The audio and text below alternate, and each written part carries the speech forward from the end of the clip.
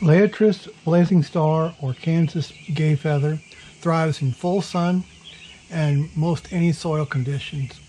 This perennial is much loved by butterflies and pollinators from early spring till late in fall. Let's have a look. Here it is in very early spring. You can see I'm clipping off the growth from last year. And here it is the next month after that. And here it is getting ready to bloom. It'll bloom in midsummer. And you can see the flower heads coming on.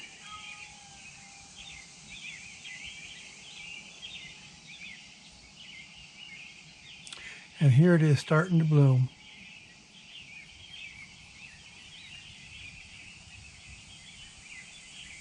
And then you can see here where it's blooming really good, and I'm giving it a good drink. It grows really well anywhere, but sometimes I can either overwater or underwater things.